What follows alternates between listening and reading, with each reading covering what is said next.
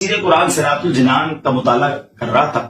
22واں پارہ صراط الجنان page number 143 اور یہ آیت نمبر ہے 26 سورہ سبا اس کی تفسیر میں. تو کیا کمال کے دو اللہ تبارک و تعالیٰ کے ناموں سے خوبصورت وظائف ملے، الفتاح اور العلیم. یہ یاد کر لیجیے.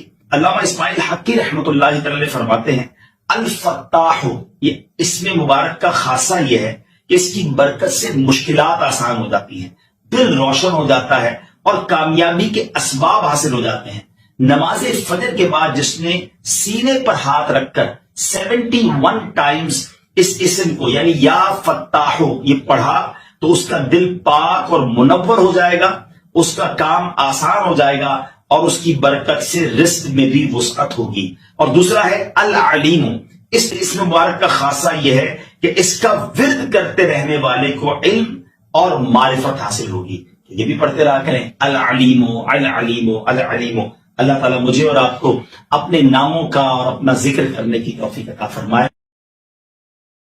حضرت انس رضی اللہ تعالیٰ عنہ نبی پاک صلی اللہ تعالی علیہ وسلم سے روایت کرتے ہیں کہ آپ علیہ الصلوۃ والسلام نے ارشاد فرمایا ما من عبدین متحابین فی اللہ یستقبل احدہما صاحبہ فیصافحہ ویصلی علی النبی صلی اللہ علیہ وسلم الا لم يتفرق حتى تغفر ذنوبهما ما تقدم منها وما تأخر. سبحان اللہ. اللہ عز و جل کی خاطر محبت کرنے والے دو مسلمان آپس میں ملتے ہیں اور باہم مصافحہ کرتے ہیں اور نبی کریم علیہ الصلوۃ والسلام پر درود بھیجتے ہیں تو اللہ عز و جل ان کے جدا ہونے سے پہلے اگلے پچھلے گناہ معاف کر دیتا ہے. سبحان اللہ سبحان اللہ. ہم روزانہ ہی شاید بہت سارے لوگوں سے ملتے ہیں. اگر یہ وظیفہ یہ انداز اختیار کر لیں کہ محبت کرنے والے پیار سے محبت سے ملنے والے دو مسلمان جب آپس میں ملیں بھائی چارگی کے ساتھ تو سلام کرنے کے بعد مصافحہ کریں اور پیارے آقا علیہ الصلوۃ والسلام پر درود پاک پڑھیں. سبحان اللہ. کتنی دیر لگتی ہے مگر اب دونوں کے ہاتھ جدا ہونے سے پہلے اللہ تعالیٰ دونوں کے اگلے پچھلے گناہ معاف فرما دیتا ہے. پھر کیوں نہ ہم درود پاک کی کثرت کریں اور پھر کیوں نہ کہیں ہر درد کی دوا ہے صلی علی محمد. سبحان اللہ. اب ایک اور شاندار حدیث پاک سنیے. حضرت سیدنا انس بن مالک رضی اللہ تعالیٰ عنہ فرماتے ہیں رسول اللہ صلی اللہ تعالی علیہ وسلم نے ارشاد فرمایا من صلی علی صلاۃ واحدۃ صلی اللہ علیہ عشرا ومن صلی علی عشرا صلی اللہ علیہ مئۃ.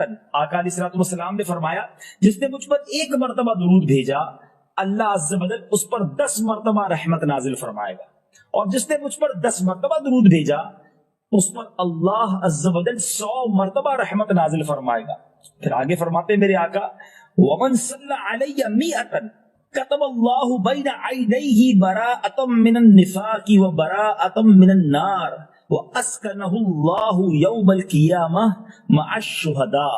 آقا فرماتے جس نے مجھ پر 100 مرتبہ درود پاک پڑھا، ایک درود پر 10 رحمتیں، 10 درود پر 100 رحمتیں، مگر 100 بار درود پاک پڑھنے والے کو انعام کیا فرمایا جس نے مجھ پر 100 مرتبہ درود بھیجا اللہ عز و جل اس کی آنکھوں کے درمیان منافقت اور جہنم سے آزادی کا پروانہ لکھ دے گا اور قیامت کے دن اسے شہداء کے ساتھ اٹھائے گا. سبحان اللہ سبحان اللہ سبحان اللہ. ناظرین ذرا غور تو کیجئے کہ 100 مرتبہ درود پاک پڑھنے میں وقت ہی کتنا لگتا ہے. الصلاۃ والسلام علیک یا رسول اللہ. تصویر لیجئے، پڑھنا شروع کیجئے، شاید 10 منٹ میں آپ پڑھ لیں گے. صلی اللہ تعالی علی محمد صلی اللہ علیہ وسلم 10-12 منٹ میں 100 کا عدد پورا ہو جاتا ہے. انعام کیا ہے؟ دونوں آنکھوں کے درمیان یہ لکھ دیا جائے گا کہ یہ بندہ منافقت اور دوزخ کی آگ سے بنی ہے. یہ بندہ جو ہے یہ اس کے بارے میں فرمایا کہ یہ اس کو اللہ تعالیٰ قیامت کے دن شہداء کے ساتھ اٹھائے گا. کیوں نہ درود پاک پڑھیں گے، دنیا میں بھی کام آنے والا ہے. پچھلی حدیث میں ہم نے سنا کہ اس بندے کے اگلے ہاتھ ملائیں تو اگلے پچھلے گناہ معاف ہو جائیں اگر درود پاک پڑھ لیں مصافحہ سلام کرنے کے بعد. اور دوسری حدیث ہم سن رہے ہیں کہ جہنم سے آزادی، منافقت سے براءت اور شہیدوں کے ساتھ قیامت کے دن اٹھنا نصیب ہوگا. کتنے بڑے بڑے انعام ہیں، ہم سنتے جا رہے ہیں اور ایمان تازہ ہوتا چلا جا رہا ہے. سبحان اللہ. بی بی عائشہ صدیقہ رضی اللہ تعالیٰ عنہ سے مروی ہے کہ نبی پاک علیہ الصلوۃ والسلام نے ارشاد فرمایا جب کوئی بندہ مجھ پر درود پڑھتا تو فرشتہ اس درود کو لے کر اوپر جاتا ہے اور اللہ عز و جل کی بارگاہ میں پہنچاتا ہے. اللہ عز و جل فرماتا ہے اس درود پاک کو میرے بندے کی قبر میں لے جاؤ. یہ درود اپنے پڑھنے والے کے لیے استغفار کرتا رہے گا اور اس بندہ خاص کی آنکھیں اسے دیکھ کر ٹھنڈی ہوتی رہیں گی. سبحان اللہ. قبر میں بھی کام آئے گا. دنیا میں پڑھا ہوا درود قبر میں راحت کا باعث بنے گا.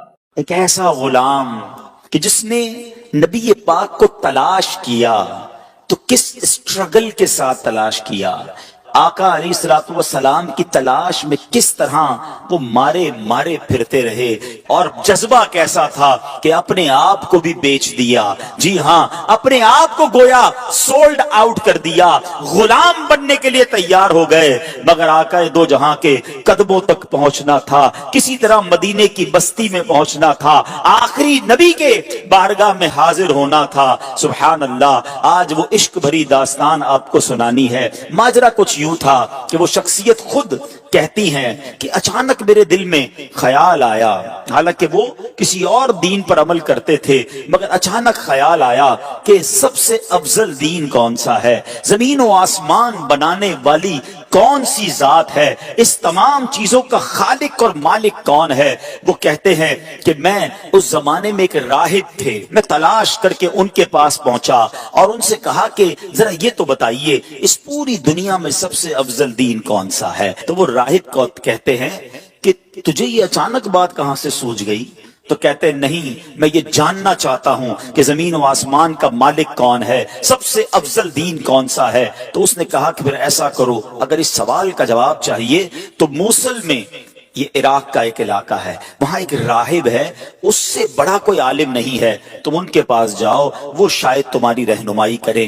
ٹریول کر کے وہ کہتے ہیں میں ان کے پاس پہنچا، ان کے پاس میں رہا اور ان کے ساتھ میں عبادت کرنے لگا. وہ دن کو روزہ رکھتے تھے، رات کو عبادت کرتے تھے، میں بھی بالکل انہی کی طرح عمل کرنے لگ گیا. 3 سال ان کے پاس ٹھہرا رہا. اب ان کے وصال کا وقت قریب آ گیا. میں نے کہا آپ تو دنیا سے جا رہے ہیں، مجھے بتائیں اب میں کدھر جاؤں؟ کہتے ہیں مشرق میں تو کسی ایسے شخص کو نہیں جانتا جو اس دین کا کاربند ہو جس پر میں عمل کرتا ہوں. ہاں البتہ جزیرہ عرب کے پاس ایک راہب ہے، اس کے پاس چلے جاؤ اور اسے میرا سلام کہنا. آپ فرماتے میں اس عالم کے پاس چلا آیا، اس کے انتقال تک اس کے ساتھ رہا. اب جب اس کی وفات کی خبر ہوئی تو اب 3 سال کے بعد میں نے کہا اب مجھے آپ کس کے پاس جانے دیتے ہیں، آپ کی انتقال کا وقت قریب آ گیا ہے. وہ کہتے ہیں میں پوری دنیا میں اور کسی کو تو نہیں جانتا، البتہ اموریا میں ایک بڑی عمر کا عالم ہے، پتہ نہیں تم اس سے مل بھی سکو گے کہ نہیں. بہرحال وہ کہتے ہیں اس راہب کا انتقال ہوا، میں اموریا کا سفر کیا. حق کی تلاش ہے، دین حق کی تلاش ہے، خالق و مالک کی تلاش ہے. ایک شہر سے دوسرے شہر کا سفر ہے. اب وہ اموریا پہنچتے ہیں، وہاں بھی کچھ عرصہ رہا. اب ان کے انتقال کا وقت بھی قریب آ گیا. کہتا ہے اب آپ مجھے کس کے پاس بھیجتے ہیں؟ وہ کہتے ہیں اب دنیا میں میرے علم کے مطابق کوئی ایسا عالم نہیں جو حق پر ہو، البتہ ایک زمانہ قریب آتا جا رہا ہے جب حضرت ابراہیم علیہ السلام کی آل میں ایک شخص پیدا ہوگا. کئی 100 سال باقی ہیں، تم اس کو نہیں پا سکو گے، لیکن دیکھو اس کے علاوہ کسی اور کے پاس مت جانا. اگر تم وہ زمانہ پالو تو پھر تم ان کو ضرور ان کا ساتھ دینا، وہ حق پر ہوں گے. اور سنو اس شخصیت کی نشانی یہ ہے، انہی کی قوم کے لوگ انہیں ساحر کہیں گے، معاذ اللہ جادوگر کہیں گے، مجنون کہیں گے، کاہن کہیں گے. اور دیکھو ان کی ایک نشانی اور ہے، ہدیہ دو گے نا تو تناول کر لیں گے، صدقہ دو گے تو وہ اس میں سے کچھ نہیں کھائیں گے. اور سنو ان کے دونوں کاندھوں کے درمیان، دونوں شانوں کے درمیان مہر نبوت بھی جگمگا رہی ہوگی. میرے آقا کی بھی کیا شان ہے، ابھی دنیا میں ظاہری آئے نہیں ہے، زمانہ پہلے ہی دیوانہ ہے. شاعر کہتا نا ایک میں ہی نہیں ان پر قربان زمانہ ہے، جو رب دو عالم کا محبوب یگانہ ہے۔ آقا کا پتہ بتا دیا، مگر کب آئیں گے، کدھر آئیں گے، کہتے کچھ پتا نہ تھا۔ اب وہ شخصیت کہتے ہیں کہ میں انتظار کرتا رہا، آخر ایک بستی کی طرف ایک قافلہ جا رہا ہے، عرب کی ایک وادی ہے، کھجوروں کی وادی ہے۔ یاد رہے ابھی لفظ مدینہ، اس شہر کو مدینہ کہا نہیں جاتا تھا، اس کے پہلے کئی اور نام تھے۔ کہتے ایک قافلہ جا رہا تھا، میں نے ان سے پوچھا تم لوگ کون ہو؟ وہ کہنے لگے ہم اس بستی کی طرف جا رہے ہیں جس بستی کا اشارہ اس راہب نے دیا تھا۔ آسان لفظوں میں سمجھ لو وہ قافلہ مدینے کو جا رہا تھا۔ کہتے ہیں کہ ہم وہاں تجارت کرنے کے لیے جا رہے ہیں، ہم وہاں تجارت کرتے تھے، لیکن وہاں آل ابراہیم میں سے ایک شخص پیدا ہوا ہے، اس کی قوم اس کے قتل کے در پہ ہے، جس کی وجہ سے وہ ہجرت کر کے ہمارے شہر میں آ گیا ہے۔ ہمیں ڈر ہے کہ کہیں وہ ہماری تجارت کو روک نہ دے۔ اب سنو، مدینے پر اس کو کنٹرول حاصل ہو گیا ہے۔ معاذ اللہ، وہ قافلے والے نبی پاک علیہ الصلوۃ والسلام کے خلاف باتیں کر رہے تھے، مگر اس عاشق رسول کے دل کی دھڑکن تیز ہونے لگ گئی۔ ارے یہ تو وہی نشانی ہے، مدینے میں آل ابراہیم سے ایک شخص آ گیا ہے، قوم جو ہے اس کے خلاف ہے۔ کہ اچھا یہ تو بتاؤ یہ ان کی قوم ان کے بارے میں کیا کہتی ہے؟ وہ تاجر کہتے ہیں ان کی قوم انہیں کاہن کہتی ہے، ساحر کہتی ہے، مجنون کہتی ہے۔ اللہ اکبر، اب یہ دیوانہ سمجھ گیا میری منزل مدینے میں ہے، یہ قافلہ جدھر جا رہا ہے مجھے ادھر ہی پہنچنا ہے۔ کہتے ہیں ان تاجروں کو ایسا کرو مجھے ساتھ لے جاؤ۔ کہتے پیسے ہیں تمہارے پاس؟ کہتے کوئی پیسہ نہیں۔ ارے بغیر پیسے کے سفر کیسے ہوگا؟ کوئی تو عوض دے دو، کوئی تو مال دے دو۔ کہتے میرے پاس کچھ نہیں، مگر عرصہ ہو گیا ہے اس شخصیت کے انتظار میں، زندگی بیت گئی ہے، مجھے کسی طرح مدینے پہنچا دو، مجھے کسی طرح ان کے پاس پہنچا دو۔ کہا اچھا اتنی تڑپ ہے، چلو ہمارے سردار کے پاس۔ قافلے کے سردار کے پاس لایا گیا۔ سردار کہتا ہے پیسے ہیں؟ کہ پیسے نہیں، زیادہ راہ ہے، زیادہ راہ نہیں۔ ارے کچھ تو دینا پڑے گا۔ میرے پاس اور تو کچھ نہیں ہے، ایسا کرو مجھے ہی خرید لو، مجھے غلام بنا لو، تمہاری خدمت کرتا رہوں گا، کسی طرح مدینے لے جاؤ۔ سنو میرے پیارے اسلامی بھائیوں، صدیوں پرانی داستان ہے۔ ایک دیوانہ آقا کی یاد میں تڑپ رہا ہے، انہیں دنیا کے کونے کونے میں تلاش کر رہا ہے۔ اب تاجر کہتے چلو تمہیں غلام بناتے ہیں۔ ایک بار نہیں، دو بار نہیں، بتایا جاتا ہے شہر مدینہ تک پہنچتے پہنچتے یہ دیوانہ 10 بار بکتا گیا۔ غلام مصطفیٰ بن کر میں بک جاؤں مدینے میں، محمد نام پر سودا سرے بازار ہو جائے، بے دام ہی بک جائیے بازار نبی میں، اس شان کے سودے میں خسارے نہیں ہوتے۔ یہ غلام بن کر بکتے رہے، بالآخر 10 بار بکنے کے بعد یہ دیوانہ مدینے تو پہنچ گیا، مگر راستہ نہیں پتا جانا کدھر ہے۔ اچھا یہ جو شخصیت ہے نا، ان کی زبان بھی عربی نہیں تھی، کوئی اس پورے شہر میں ان کی زبان جانتا ہی نہیں تھا۔ یہ فارسی بولتے تھے، مدینے میں سارے لوگ عربی بولتے تھے۔ کس سے راستہ پوچھتے، کس سے معلومات لیتے، جانا کدھر ہے، نام پتا نہیں ہے۔ اب غلام تھے، اس نے مدینہ پاک میں کھجوروں کے باغ میں لگا دیا کہ اب تمہارا کام کھجوریں توڑنی ہیں۔ کہتے میں کھجوریں توڑتا تھا، میں محنت مزدوری کرتا تھا، میں نے پیٹھ پر اتنا بوجھ اٹھایا کہ میرا سینہ جو ہے اور پیٹ جو ہے وہ پیٹ کی طرف چلا گیا۔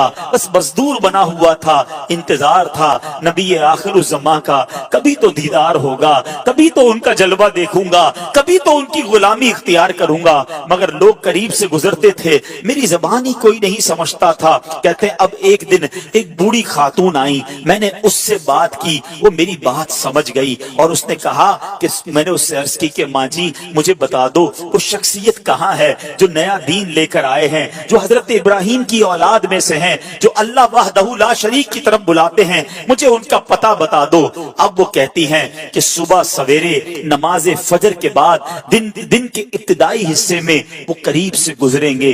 اللہ اکبر، اس دیوانے کی رات کیسے بسر ہوئی ہوگی، وہ رات کیسے گزری ہوگی۔ ساری رات دل کی دھڑکن تیز چلتی رہی کہ اب नबी पाक अलैहिस्सलाम का दीदार होगा। शब हिज्र की सख्तियां कोई उससे जाकर पूछे, तेरी राह तकते तकते जिसे सुबह हो गई है, सारी रात जलवाए जाना का तसव्वुर है। कैसी शख्सियत होगी, चेहरा कैसा होगा, मुस्कुराहट कैसी होगी, अल्लाह के हबीब दिखते कैसे होंगे, मैं उनका गुलाम बनूंगा, क्या मुझे कबूल भी फरमाएंगे कि नहीं। वो रात गुजर गई और जब सुबह होती है तो प्यारे आका अलैहिस्सलाम करीब से गुजरते हैं, फौरन खजूरों का एक छोटा सा हिस्सा लेकर आका की बारगाह में जाते हैं। कहते हैं हुजूर आपके लिए तोहफा लाया हूं। इरशाद हुआ बताओ क्या ये सदका है। कहते हैं जी हुजूर सदका है। आका ने साहबा से कहा आप सब खा लें। नबी पाक ने तनावुल नहीं फरमाया। पहली निशानी कंफर्म हो गई। दोबारा गया एक और खजूरों का थाल लेकर, कहा हुजूर ये लाया हूं। कहा सदका है। कहा नहीं हुजूर हदिया है, तोहफा है। आका अलैहिस्सलाम ने खुद भी खाया, खुद भी तनावुल फरमाया, अपने सहाबा में भी तकसीम किया। दूसरी निशानी पूरी हो गई। अब दिल बेताब है कि मोहरे नबुव्वत देखनी है। राहिब ने बताया था कि दोनों कांधों के दरमियान एक बड़ी खूबसूरत सी मोहरे नबुव्वत, हदीस की किताबों में लिखा है कबूतर के अंडे की तरह नबी पाक की पीठ मुबारक पर दोनों शानों के दरमियान मोहरे नबुव्वत थी। अब आका अलैहिस्सलाम दो चादरें पहना करते थे, चादर पहनी हुई है। अब वो शख्सियत कहते कभी मैं दाईं जाकर देखने की कोशिश करता, चादर थी इसलिए देख नहीं पाता था। अल्लाह अकबर, नबी पाक मेरी तरफ देखकर मुस्कुराए। आका ने समझ लिया कि मैं क्या देखना चाहता हूं। नबी पाक ने अपनी मुबारक चादर उतारी, कहा जो ढूंढ रहे हो, जो देखना चाहते हो आओ देख लो। वो दीवाना कहता है मैं दौड़ता हुआ गया, मोहरे नबूवत देखी और नबी पाक की पीठ से लिपट गया, चूमने लग गया। हुजूर आपकी तलाश में मारा फिर रहा हूं, बहुत अरसा हो गया है हुजूर, बहुत देर से आपको तलाश कर रहा हूं। आका आपके कदमों में आ गया हूं, अपनी गुलामी में कबूल फरमा लीजिए। अल्लाह अकबर, नबी पाक अलैहिस्सलाम ने उन्हें अपनी गुलामी में कबूल फरमाया। कलमा पढ़कर दामने मुस्तफा से वाबस्ता हो गए। सुनो वो कौन थे जो इतनी तलाश के बाद पहुंचे, जो इतने अरसे के बाद नबी पाक के कदमों में पहुंचे। वो कोई और नहीं, वो हजरत सलमान फारसी रज़ी अल्लाह ताला अन्हु है।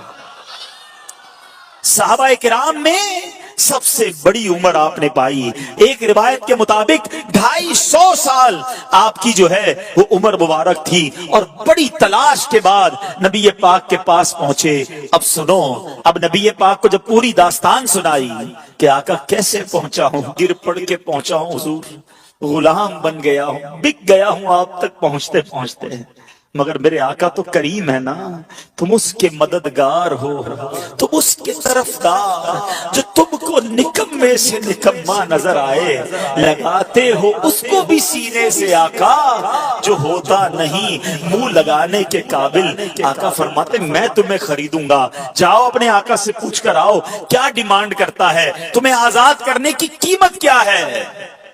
अब वो क्या कहता है, 300 दरख्त खजूरों के लगाए, फलदार दरख्त, और 40 औकिया सोना, ये मिलेगा तो तुम्हें आजाद करूंगा। ये बहुत बड़ी कीमत है। और याद रहे खजूर का दरख्त फौरन लगाते ही फल नहीं देता, बाज औकात 3 साल, बाज औकात 5 साल में फल देता है। अल्लाह अकबर, नबी पाक अलैहिस्सलाम ने फरमाया कि अब मैं खुद अपने हाथों से पौधे लगाऊंगा। नबी पाक भी जाते हैं, सहाबा भी जाते हैं, पौधे लगाए जाते हैं। आका अपने हाथों से पानी डालते हैं। मेरे आका की शान देखो, पानी डालते हैं और दरख्त बड़ा होना शुरू हो जाता है। कुछ ही दिनों में वो दरख्त फलदार हो जाता है। पूरे मदीने में शोर मच जाता है कि जनाब ये कैसा शान वाला गुलाम है जिसके लिए खजूर के दरख्त भी बड़े हो गए। नबी पाक ने सोना भी अता फरमाया। गोया प्यारे आका अलैहिस्सलाम ने अपने आशिक की कीमत खुद अदा की। वो कहते ना जब तक बिके न थे कोई पूछता न था, तुमने खरीद कर मुझे अनमोल कर दिया। मेरे आका ने ये बाग अपने हाथों से लगाया। अल्हम्दुलिल्लाह 1980-85 तक जो लोग मदीने मुनव्वरा जाते